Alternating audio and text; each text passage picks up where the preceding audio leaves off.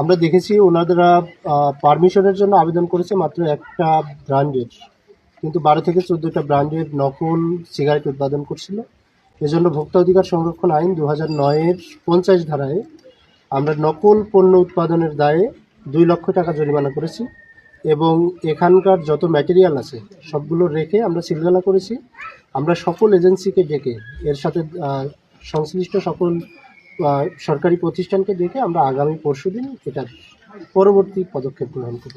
আচ্ছা, ভ্যাট এখানে একজন ভ্যাট কর্মকর্তা আসলে মানে অ্যালার্ট থাকেন, ওনার উপস্থিতিতেই আমরা দেখেছি যে ওনার সাথে কথা বলেছি যে নকল ব্যান্ডল বা প্রোডাকশনগুলো হচ্ছিল। তো সেখানে আপনি উপজেলা মানে সর্বোচ্চ কর্মকর্তা হিসেবে মানে এটি আসলে দপ্তরকে অবহিত করবেন কিনা বা তার বিরুদ্ধে কোনো ব্যবস্থা হবে কিনা? এটা আমরা তার ঊর্ধ্বতন কর্তৃপক্ষের সাথে কথা বলবো, তারা আমাদের কি জানায় পরবর্তীতে আমরা অবশ্যই কথা বলবো তাদের সাথে। ঠিক আছে, থ্যাংক ইউ।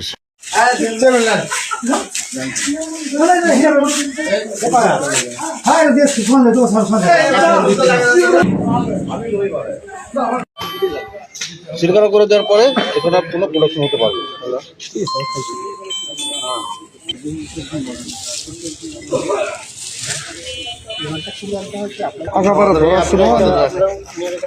আমাদের রাখেন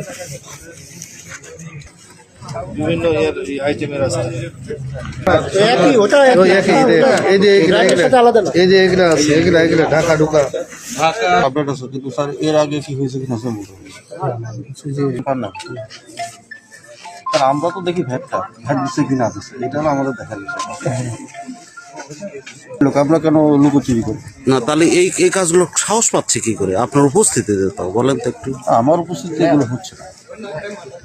আগে আসছেন বললেন, শনিবার আসছে, মানে আজ কয়দিন হচ্ছে তাহলে? আজকে হলো শনি রবি সোম 4 দিন।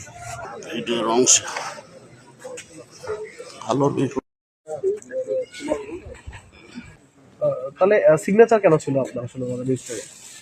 আমি দুইটা দেখে সিগনেচার করছি, একটা হচ্ছে সিনার কোড, একটা ঢাকা। এর আগেও তো এখানে আসলে অভিযান হয়েছে, গত প্রায় 1 বছর আগে সেনাবাহিনী এখানে অভিযান করেছে। এটা আমার জানা ছিল না অভিযান হয়েছিল কি না।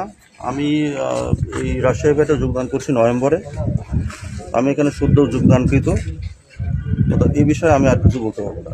আপনার নাম পরিচয়টা? হ্যাঁ, লিটন কুমার সেন, সরকারি রাজস্ব কর্মকর্তা। Thank you.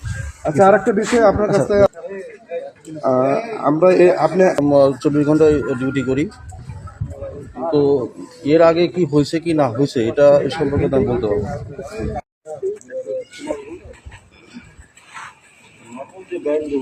এটা আমি এ সম্পর্কে কিছু বলতে পারবো। তাহলে সিগনেচার কেন ছিল আপনার আসলে রেজিস্টারে?